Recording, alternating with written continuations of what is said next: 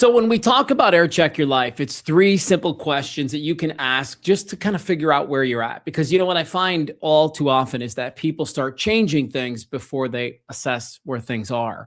And those three simple questions will come out during our podcast today with Frank Kitchen, who I had the opportunity to go see speak at something called Orbit 26. It was a dental conference here in Phoenix for Planet DDS. And to say that this guy was different is one way to put it. To say that he was fresh is probably the way that he would prefer I put it, because his whole thing is about living fresh. And so let's bring him in right now. There he is, CSP, Frank Kitchen. Welcome to the show, man. How are you?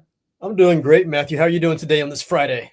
It's good, man. I want to jump right into this, and I want you to answer this question for my audience. Why would I want to be fresh? And I know we're going to get into the acronym and what it means and what it stands for, but why would I want to be fresh? And then how do I know if I'm not fresh? But let's take the first one first. Why would I want to be fresh? Yeah, why would you want to be fresh? Well, if you think about that word, Matthew, like it's a positive term. Anytime you think of something fresh, all you're doing is thinking about something positive. So who wouldn't want to be positive? But more importantly, I like to share with everybody, fresh means it's new, it's exciting, it's wanted, it's needed. And that's something that we all want. I mean, don't we want to be feeling like, get excited about things that are new? The only things that are, wanted and needed. Sorry if you can hear in the backyard. No, we got to know the name of the dog. What's the name of the dog? So the dog back there, because my wife's coming in the house, I can kind of hear outside the studio. Yeah. It sounds like right now there's Ryder who's here, and then there's also Jen. So Ryder and Jen, they're happy to see my wife come home. And that's just how it is with life. You never know what's going to come. Yeah. And we want to look forward to something that's going to be a little new, a little exciting, wanted and needed. And you said the second part's like, well, what's the opposite or going to do? I mean, the opposite of fresh is stale. And stale tends to be old, unwanted, unneeded. And many of us get into that situation of, man, what's next? I'm not excited for it. So would you want to be stale, or do you want to be fresh? Yeah, and I think in today's climate, there's a lot of people who are trying to better themselves, trying to be 1% better every single day. And, the framework of Air Check Your Life is really designed, and I think this can kind of dictate our interview today, Frank, which is when I'm fresh, what am I getting right? That's the first question in Air Check Your Life. What am I getting right? So when I'm fresh, what am I getting right? Got it. Well, when you're fresh, what you're getting right is you're getting right the fact of you believe in what you can do. Because we hear people say that they're stuck, or maybe they don't have the right talent or the right skills. And that's really not the problem. That's actually part of, the outcome that comes from not believing in yourself, not believing in what you can do. And obviously, with my last name being Kitchen, I share with everybody, I'm like, hey, if you're fresh or quote, living fresh, I want you to be more kitchen inspired, not because my last name's Kitchen. But for many of us, anytime we step into a kitchen, behind a barbecue or somewhere to cook, even if we've never done it before, we have a certain belief and we put the actions in to get the result, that we want. So in life, if you're fresh, you have a certain belief in yourself or the people around you or your abilities. And if you don't believe in yourself or your abilities, then nothing's going to happen. You're not going to take the right actions. That's such a good point, man. That belief piece is critical to movement and getting forward. The second part of Air Check Your Life is all about what's going okay, but it could use a little bit of a tweak. How do we plug that into the fresh acronym? And maybe this is a great time to explain to people what fresh stands for in your opinion. Cool. So that was a two-part question. So let's go to the first piece is, I'm sure you've cooked something. So what's your favorite thing to cook, Matthew? Oh, my favorite thing to cook is probably ribs. Okay, so you got ribs. Now, I'm sure there's a point where you've just, quote, perfected your ribs, but you still keep coming back over and over again to cook them, correct? Yes. And the idea is you're trying to achieve that same, quote, level of, greatness, or perfection. So, and you're always probably trying to refine or tweak to make sure you can stay at that level or go higher. And that's a position we all need to go be in, because we can get a little stagnant or stale. We say, hey, you know what? I'm done. That's here. And that's, how humans go. We're like, okay, that's a little too much work. Our brain is designed to watch how we manage our energy level. But the thing is, as I said, back to being kitchen inspired, is we want to keep things fresh. We want to make sure that we're always keeping things to a high level. We're achieving our potential, in some cases exceeding our potential. And the way we do that is with the acronym you were asking about, fresh. I share with people is like, whatever your belief is, whatever the result is that you are hungry for, don't just talk about cooking it up. Don't just think about it. You actually have to put the work in. And part of that work is having the right mindset or the right ingredients. So when I say live, don't talk or think, live. I want you to, number one, live focused. That's the F in fresh. So what are you focused on? What do you want? Our brain is funny. It will drive us towards something or drive us away. So we have to focus more on what we want versus what we don't want, because our brain doesn't understand yes or no. It just knows what you're focused on. So what do you really want? What are you hungry for? Now, after that, I want you to live resourceful. And we say resourceful people only think about what they can do. So if we're cooking those ribs right now and we don't have the proper ingredient, you might send me out down the street to go get that ingredient, or you're going to find a substitute. All you're thinking about is the solution, but we're in a world that's always pointing out and focus on the problem. Anybody can point out the problem, but special people, fresh people focus strictly on the solution. And the most resourceful people, the R in resourceful, stands for relationships. Are you surrounding yourself with, quote, other chefs, other cooks, people who are working to make things happen? Because for us, it's out of sight, out of mind. So if I hang out with people like you, Matthew, I'm like, oh, wait, Matthew's worked his way through these tough times, these difficult times. He teaches people how to be better. I need to hang out with him because that mindset, that energy is contagious. I love that you said this right now. And I want to just say that, one of the things that I work at the Durango Detention Center and I work with juvenile inmates. And one of the things that I stole this, I saw it on Instagram Reels or TikTok or something like that 3 or 4 years ago. But this guy, and this is perfect for what you just talked about. So I want everybody listening right now to imagine that you are the sum of the 5 people that you hang out with the most. And so imagine that you're in the middle, and the 5 people that you consider to be your closest friends or the people you spend the most time with. So, it could be work or personal, but it doesn't matter. Imagine those 5 people and they're all holding hands and they're making a circle around you. And when you're ready to move and do something, if they don't move with you, then they actually become the reason you can't move, which keeps you, to use your terminology, stale. If the right people are around you, then they're moving with you. If you say, I want to be fresh, I'm looking to try something new, those 5 people actually, they have to come along for the journey, or you have to decide to leave them behind. So I'm glad you articulated that. Where are we with the E? Is this exotic? Is this erotic? Is this? No, it's enthusiasm. You're enthusiastic. And you understand this. I mean, think about the career that you've had. You can't get on the screen. You can't get behind the microphone if you're not enthusiastic or excited about what you're doing. Yeah. And for many of us, we go after something that we're truly not excited about. It's because other people are doing it, or you know what? No, you have to, what excites you? I mean, if you and I go to a restaurant right now and you go, Frank, I'm getting ribs. And I go, hey, sounds kind of funny, I'm getting a salad. You and I don't really complain about it. You're like, hey, Frank, if that's what excites you and the ribs are what excites you, we're excited. It was like, we go ahead and do. And I always will share with people, it's like let's call it the energy, because, enthusiasm provides energy. But I go, the energy of the result, okay? The excitement of that result's got to be stronger than the work, because we don't want to work. So many times we'll go into anything in life and all we think about is the work. Like for you, people don't know all the work. We talk about air checking right now. They don't think about all the work that goes on before you get on the microphone, doing all the studying, the researching, finding out about who your guest is going to be. They don't think about all the work you do after you get off the microphone to make sure you sound better for the next, interview that you do. That's a lot of work, but the excitement is all the guests that you bring on the show and all the information they share that you're able to pull out of us to make sure we can transform people's lives. Mm-hmm. So we have to think about what excites us about what we do. For me, as a speaker, I travel, I'm doing sales and emails and dealing with bills and dealing with taxes. But we heard my wife come in earlier. She's coming back in from taking our kids to a cooking class and their gym class. I've been here to watch my kids' first, footsteps. We get to go see the grandparents this weekend. I'm able to be a life where I'm actually present as a father. That excites me. All the work, that's not exciting. But the results of that work, that's what brings me enthusiasm. So we have to think about what excites us. Because that's contagious, isn't it? I mean, really, that's what you're talking about here. I mean, if I'm trying to make my life better, I want to be around people who have focus, who have an aim point. I want to be with people that are resourceful and don't just say and talk about all the problems. I want to be around somebody who's excited to be where they are. So where are we with the S? So the S. So the S is probably one of the most important. I'd probably say number 2 on the list. It's strong. When I say strong, it's mentally strong.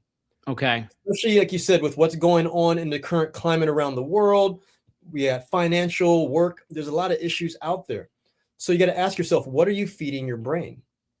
Okay, because junk in, junk out. So in our real world, we're like, hey, don't eat junk food because your body's going to be lethargic. You're going to slow down. You're going to be a little stagnant.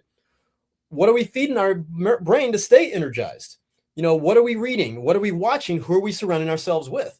And I always will joke on stage. I'll tell people like, hey, who are the taste testers? You called it like group of 5 around you. I was like, but your taste testers are the people who you trust and who are willing to tell you what you need to hear versus what you want to hear. They're looking to pick you up. You're going, hey, my goal today is to make the best ribs possible. And during that process, you let us try the sauce. We go, hey, you know what? That's not as good as last time. You need to step it up a little bit. That's a little too sweet. That's a little too savory. Have you tried this? They're constantly providing you with ideas on how to stay at that same level or get a little bit better. And sometimes they're going to say things that you don't want to hear. So you got to ask yourself, what are you feeding your brain on a day-to-day basis? Are you doom scrolling on social media, watching people talk about how bad the world is? Or using that same time to invest in podcasts like this, where people are telling you, hey, here's an idea. Here's a solution. Guess what? You think that bread over there is stale and you got to throw it away. Well, let me let you know. Some of the best things that you can make from stale bread are French toast. And the stale bread makes something that's really great that people desire. Oh, I never saw it that way. So when you're strong, you're around, once again, people or environments that are teaching you what the possibilities are.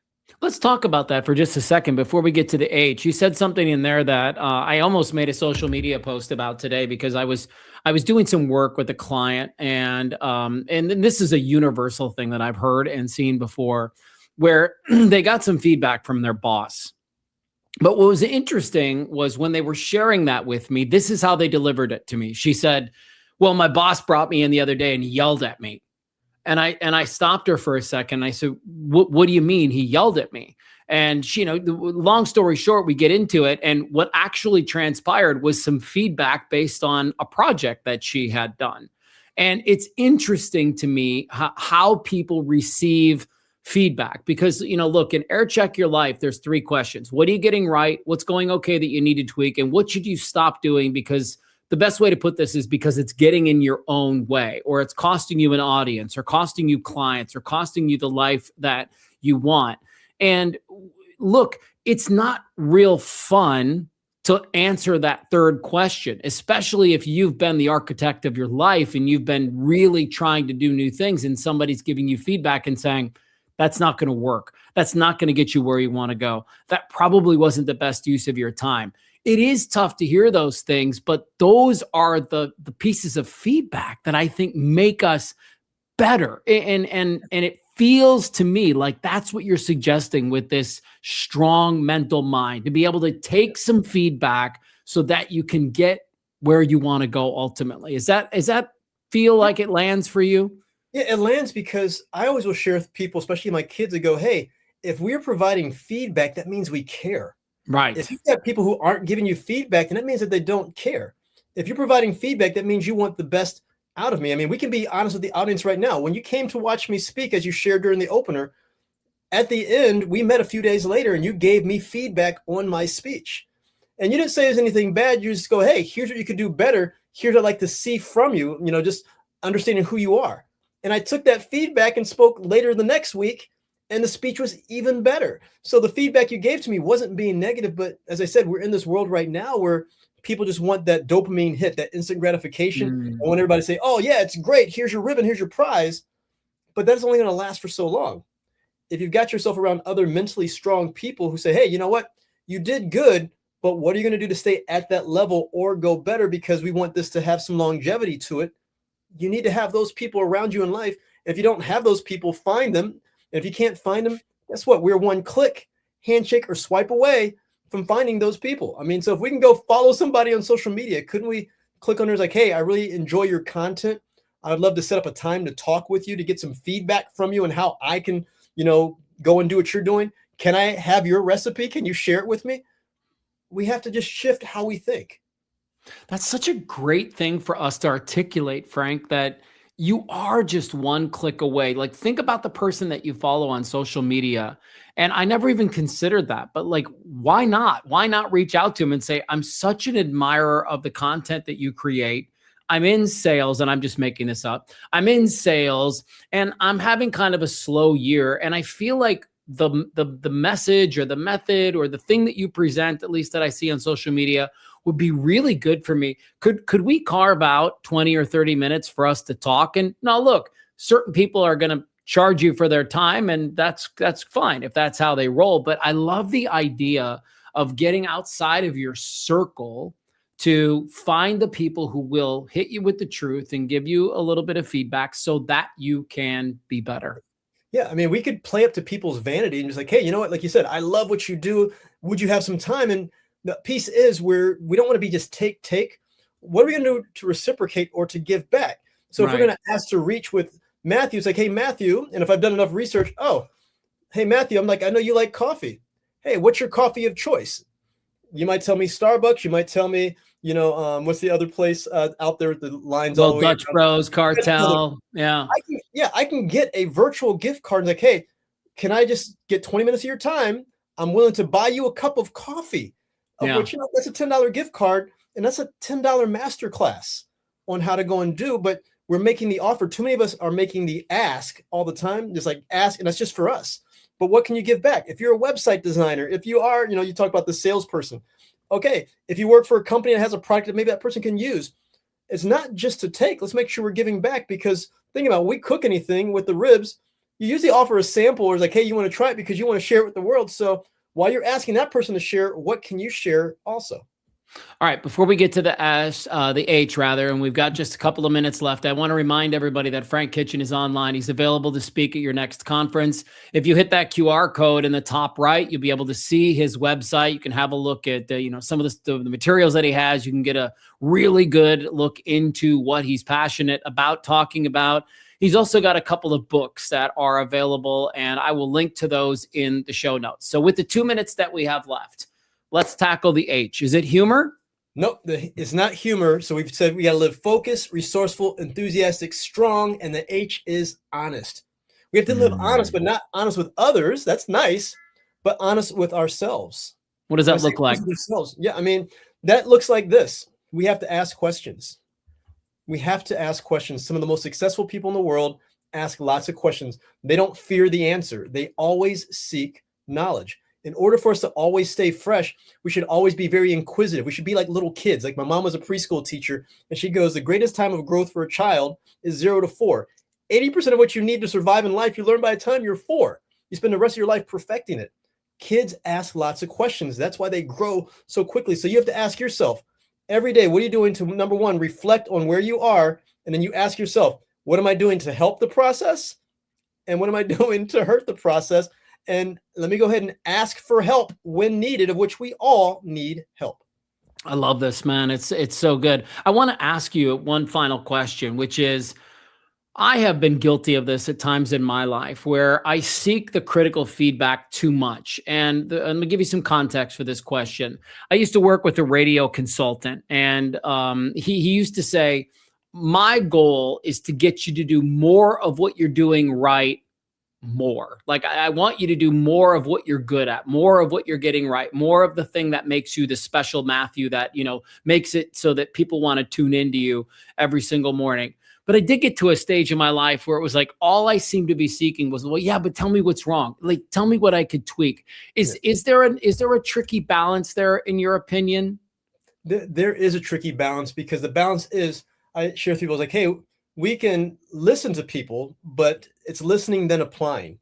And some of the things that people share with us aren't going to be us. So when the people give feedback, you have to make sure the people providing feedback for you, are they trying to change you or pull the best out of you? Because too many people will try to make us like them.